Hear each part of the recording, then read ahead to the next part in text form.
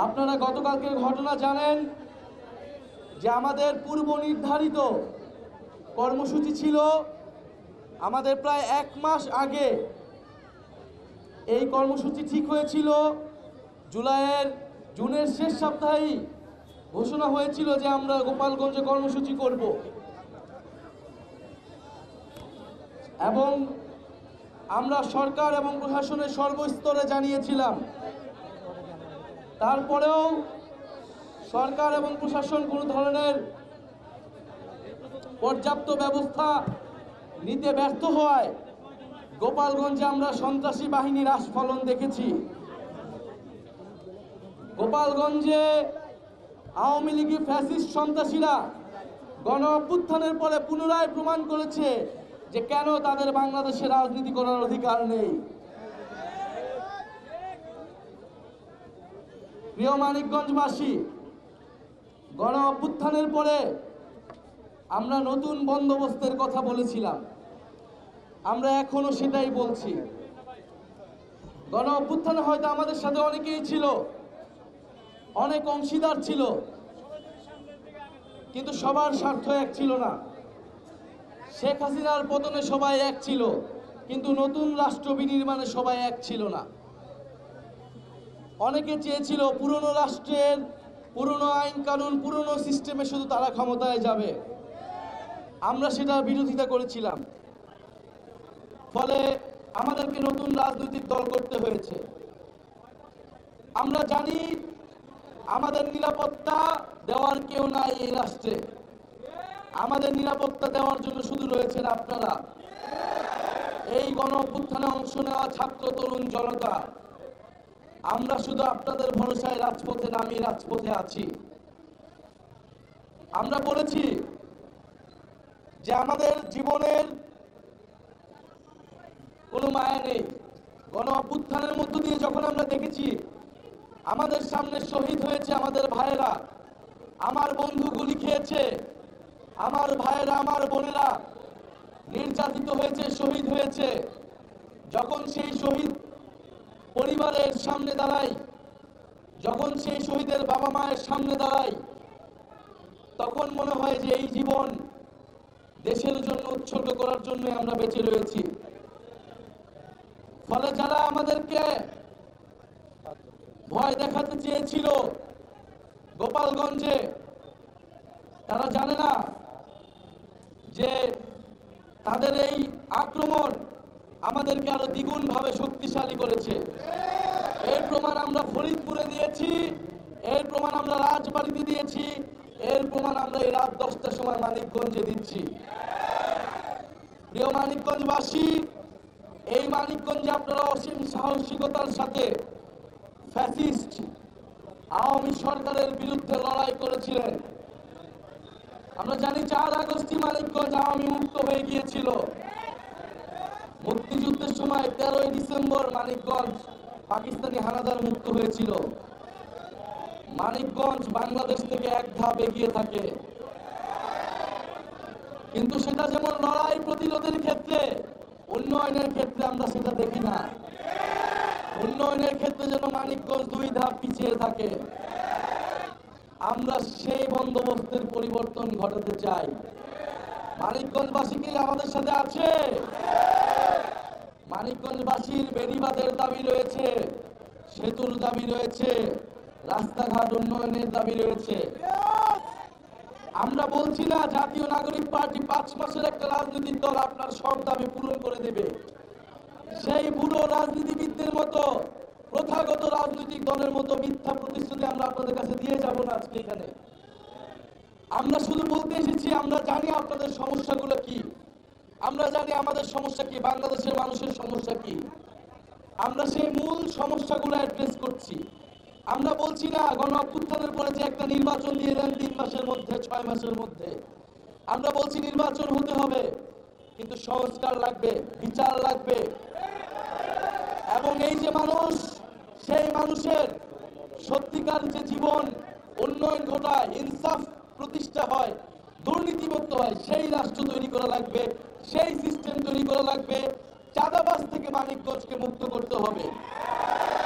প্রিয় মানিকগঞ্জবাসী, আমরা বলছিলাম আমাদের যে সংসদ রয়েছে সেটাকে 2 কক্ষ বিশিষ্ট করতে হবে, উচ্চ কক্ষ নিম্ন কক্ষ, এবং উচ্চ কক্ষ পিয়ার সিস্টেম করতে হবে। ভোটের অনুপাতে উচ্চ কক্ষ তৈরি করতে হবে। কেন বলছিলাম? যাতে ক্ষমতার ভারসাম্য তৈরি হয়, ক্ষমতার বিকেন্দ্রীকরণ তৈরি হয়। আমাদের রাষ্ট্রে যে একজন ব্যক্তি থাকে প্রধানমন্ত্রী, তার কাছেই সব ক্ষমতা, তাকে প্রশ্ন করার কেউ থাকে না। এই জন্য বলছি আমরা ভোটের অনুপাতে উচ্চ কক্ষ করেন, যাতে ক্ষমতার ভারসাম্য কিছুটা হইলেও তৈরি হয়।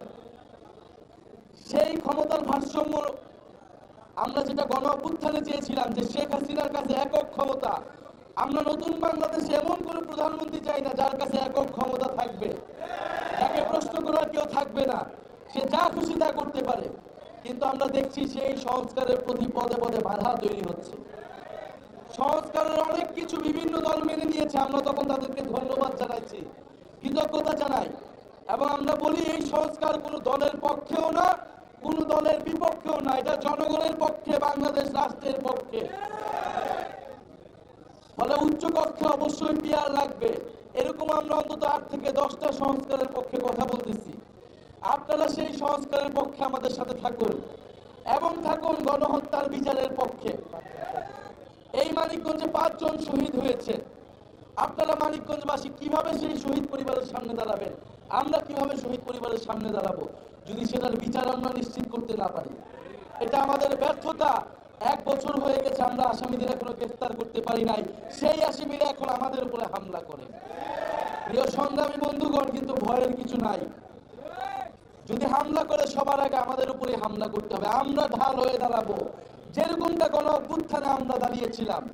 আমরা এই মিছিলের প্রথম সারিতে থাকবো, গুলি চললে সবার আগে আমাদের বুকের উপরে চলবে। প্রিয় মানিকগঞ্জবাসী, বিচার সংস্কার, আর আমরা বলেছি নতুন সংবিধান লাগবে। হাসিনার সংবিধান, মুজিবের সংবিধান বাংলাদেশে আর চলবে না। নতুন সংবিধান, জনগণের সংবিধান লাগবে, ইনসাফের সংবিধান লাগবে, মানবিক মর্যাদার সংবিধান লাগবে। একটা গোষ্ঠী বলার চেষ্টা করছে আমরা করতেছিলাম পদযাত্রা, এটা আমরা মার্চ টু গোপালগঞ্জ বলছি, এই কারণে নাকি সন্ত্রাসী হামলা হয়েছে। পদযাত্রাটাকে আমরা মার্চ বলছি, এই কারণে সন্ত্রাসী হামলা হয়েছে। যখন আপনার উপর হামলা করা হয়, সন্ত্রাসী হামলা করা হয়, আপনি যখন ভিকটিম, তখন সেই ভিকটিমকে অপরাধী করার চেষ্টা করা হচ্ছে। আমরা কেন গোপালগঞ্জে গিয়েছি? গোপালগঞ্জে প্রোগ্রাম করা কি বারণ? গোপালগঞ্জ কি শুধু আওয়ামী লীগের ঘাঁটি থাকবে? গোপালগঞ্জে আমরা ঘোষণা দিয়েছি, গোপালগঞ্জের প্রত্যেকটা গ্রামে আমরা কর্মসূচি করব, প্রত্যেকটা উপজেলায় আমরা কর্মসূচি করব। জাতীয় নাগরিক পার্টি প্রত্যেকটা ঘরে ঘরে যাবে গোপালগঞ্জে, এবং কোনো ভয় ভীতি দেখিয়ে নয়, ভালোবাসা দেখিয়ে গোপালগঞ্জ মানুষ আমাদের পাশে এসে দাঁড়াবে। সেদিনও দাঁড়িয়েছিল, আমরা এটা বিশ্বাস করি। সন্ত্রাসীরা গোপালগঞ্জের সাধারণ জনগণকে সেদিন আমাদের সাথে এসে মিলিত হতে দেয়নি। বাস আটকে দিয়েছিল, ফেরি বন্ধ করে দেওয়া হয়েছিল। আওয়ামী লীগের যেটা চরিত্র, সেটা নতুন করে আমরা আর বলতে চাই না। এই আওয়ামী লীগকে বাংলাদেশের জনগণ পরাস্ত করেছিল। আওয়ামী লীগ যদি আবারও মাথা উঁচু করে দাঁড়াতে চায়, বাংলাদেশের জনগণই তাদেরকে পরাস্ত করবে। এই সংগ্রামী বন্ধুগণ, আমরা বলতে চাই,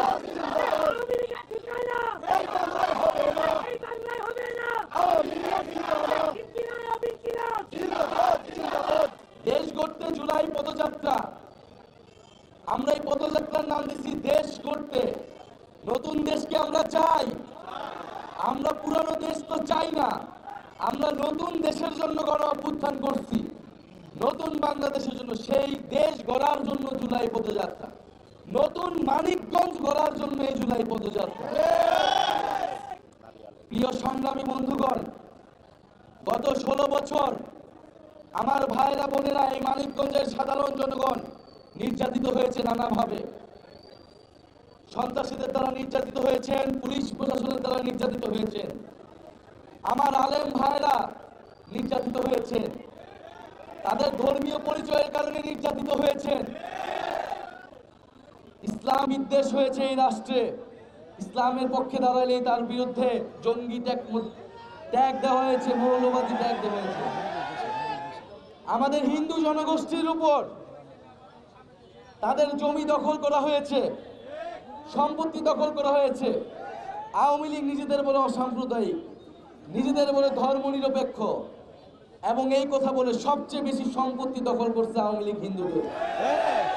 এই সত্য কথাটা আমাদের বলতে হবে, আমাদের সনাতন ভাইদেরকে ওই কথাটা বুঝতে হবে। আপনারা কোনো নিজেদেরকে কোনো দলের কাছে বর্গা দিবেন না। আপনারা বাংলাদেশের জনগণ, বাংলাদেশের প্রত্যেকটা জায়গায় আপনার হক রয়েছে, যেরকমটা মুসলমানের রয়েছে সেরকমটা আপনার রয়েছে। আমাদের নারীরা এই জুলাই গণ অভ্যুত্থানে আমাদের মা খালার আমাদের পানি খাইয়েছে, আমাদের জন্য নামাজ পড়ে দোয়া করেছে। এই জুলাই গণ অভ্যুত্থান আমাদের মায়েদের দোয়ার জন্য সফল হয়েছে। সেই মায়েরা আমরা জানি আমাদের সাথে আছে, জাতীয় নাগরিক পার্টির সাথে আছে। সেই সকল বোনেরা, আমাদের সেই বোনেরা, আমাদের সেই নারীরা বাংলাদেশকে পথ দেখাবে আমরা বিশ্বাস করি। আমরা বিশ্বাস করি আমাদের যে শ্রমিক ভাইয়েরা, আমাদের যেই পথ শিশুরা রাজপথে নেমেছিল, তারা বাংলাদেশকে পথ দেখাবে। প্রিয় সংগ্রামী বন্ধুগণ, আমরা বলে দিতে চাই, যারা 16 বছর নির্যাতিত হয়েছেন, গুম হয়েছেন, বিএনপি জামাতের হাজারো তরুণ নেতা কর্মীরা, তৃণমূলের কর্মীরা নির্যাতিত হয়েছেন, বাসায় থাকতে পারেন নাই, গ্রেফতার হওয়ার ভয়ে পালিয়ে পালিয়ে বেড়াতে হয়েছেন, সেই সকল কর্মীরা আমাদের ভাই। আমরা আপনার জন্য নতুন বাংলাদেশ গড়তে চাই। প্রিয় সংগ্রামী বন্ধুগণ, আমরা বাংলাদেশের নির্যাতিত, মজলুম, মেহনতি মানুষ, নারী পুরুষ, হিন্দু মুসলমান সকলের বাংলাদেশ বিনির্মাণ করতে চাই। সেই উদ্দেশ্যে এই পদযাত্রা। ইনশাল্লাহ আমরা নতুন মানিকগঞ্জ, নতুন বাংলাদেশ আপনাদেরকে উপহার দিব। আপনারা আমাদের সাথে থাকুন, আপনারা ইনসাফের সাথে থাকুন, বৈষম্যহীন, দুর্নীতিহীন বাংলাদেশের পক্ষে থাকুন। ইনকিলাব ইনকিলাব, এনসিপি এনসিপি, মুজিববাদ মুজিববাদ, ইনকিলাব ইনকিলাব। মানিকগঞ্জে কোনো পার্টি আছে? এই রাতের বেলা জানিয়ে দেওয়ার মতো কোনো পার্টি আছে? গণ অভ্যুত্থানের কোনো পার্টি আছে? এই শহীদের আকাঙ্ক্ষা বাস্তবায়ন করবে কোনো পার্টি আছে? আগামী সংসদে যাবে কোনো পার্টি আছে? কোন সেই পার্টি? সবাই বলো, হাতের তালি, মুখে বলি। সারা দেশে মানিকগঞ্জে জোর হলো না, রাতের বেলায়, দিনের বেলায়, সারা দেশে সংসদে, সংগ্রামে, অভ্যুত্থানে, বিপ্লবে, ইনকিলাব ইনকিলাব। সবাইকে ধন্যবাদ জানাচ্ছি।